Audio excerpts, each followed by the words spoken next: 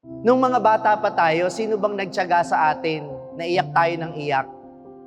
Sino ang mga nangungunsinti sa mga apo sa kanilang kakulitan? Yung lolo't lola. Tapos nung naglakihan na yung mga apo, hindi man lang madalaw yung lolo at lola. At kapag kinukulit na sila, ang bilis-bilis mairita. Sino kaya dito yung mga nag-aalaga sa kanilang magulang na matatanda na? Huwag niyong kalimutan na nung maliliit kayo, nung mga bata kayo, sila yung dahilan kung bakit sa kabila ng kakulitan ninyo, lumaki kayong maayos. Huwag niyong kalimutan yun. Kasi kung minsan nararamdaman nila, wala na silang silbi kasi binabaliwala ninyo yung kanilang kakulitan. Kaya kahit paulit-ulit ang kwento, makinig lang kayo. Sakyan lang ninyo.